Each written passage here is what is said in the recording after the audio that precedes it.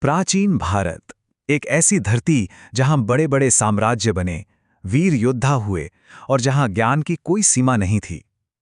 लेकिन इस सुनहरे इतिहास में एक नाम ऐसा है जो सबसे अलग चमकता है, चंद्रगुप्त मौर्य।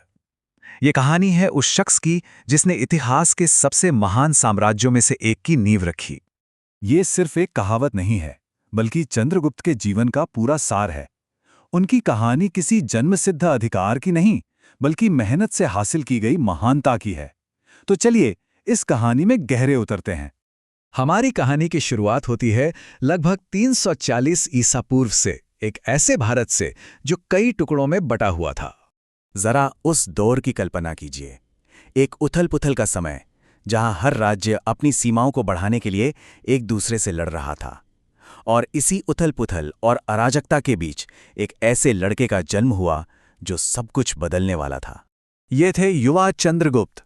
उनकी परवरिश बहुत ही साधारण माहौल में हुई, लेकिन उनकी आंखों में एक असाधारण आग थी, एक ऐसी महत्वाकांक्षा जिसे बस एक चिंगारी की जरूरत थी। और वो चिंगारी उन्हें जल्द ही मिली, चाणक्य के रूप में। एक ऐसा इंसान जिसने चंद्रगुप्त के भाग्य को हमेशा हमेशा के लिए बदल कर रख दिया। चाणक्य कोई आम गुरु नहीं थे। वो एक प्रतिभाशाली विद्वान तो थे ही, लेकिन उनकी शख्सियत इससे कहीं ज्यादा थी। वो एक ऐसे महान रणनीतिकार थे जिनका दिमाग युद्ध के मैदान से लेकर राजनीति की गलियों तक हर जगह चलता था। चाणक्य एक राजनीतिक जीनियस थे, और जानते हैं, जब उन्होंने चंद्रगुप्त को देखा तो उन्हें उसमें कोई आम लड़का नहीं, बल्कि भारत का भावी सम्राट नजर आया। चाणक्य का एक बहुत बड़ा सपना था, एक अखंड भारत का, एक ऐसा भारत जो अन्याय, बाहरी ताकतों और किसी भी तरह के अत्याचार से पूरी तरह आजाद हो। यही शक्तिशाली सपना, यही मिशन उन्होंने चंद्रगुप्त को दिया, और ये चंद्रगुप्त की जिंदगी का मकसद बन गया। तो अब वो समय आ गया था जब सपनों को हकीकत में बदलना था। ये समय था एक विशाल साम्राज्य के निर्माण का। चंद्रगुप्त के रास्ते में पहली और सबसे बड़ी चट्टान थी नंदवंश। वो मगध पर राज करते थे, बहुत अमीर थे, बहुत ताकतवर थे, लेकिन उतने ही भ्रष्ट और क्रूर भी थे। उनकी प्रजा उनसे खौफ खाती थी। तो सवाल ये है कि उन्होंने इतने ताकतवर नंदवंश को हराया कैसे? यहीं पर चाणक्य और चंद्रगुप्त की शानदार रणनीति काम आई। उन्होंने दूसरे राज्यों से गठबंधन बनाए, एक बड़ी सेना तैयार की, और सबसे जरूरी काम, उन्होंने आम लोगों को इस अत्याचार के खिलाफ खड़े होने के लिए प्रेरित किया। नंदवंश को हराने के बाद भी चुनौतियां खत्म नहीं हुई थीं। उत्तर पश्चिम में सिकंदर का जनरल सेल्यूकस निकेटर एक बहुत बड़ा खतरा बनकर खड़ा था।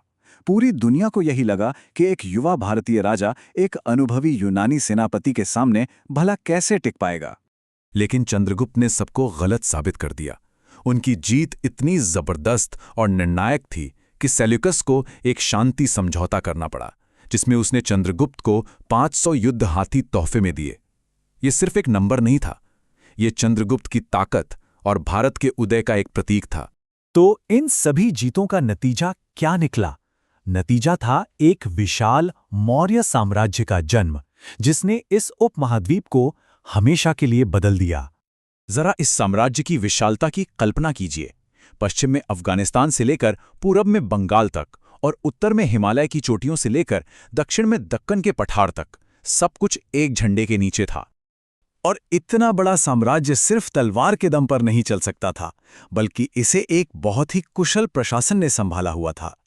और इसकी नींव थी चाणक्य का महान ग्रंथ अर्थशास्त्र।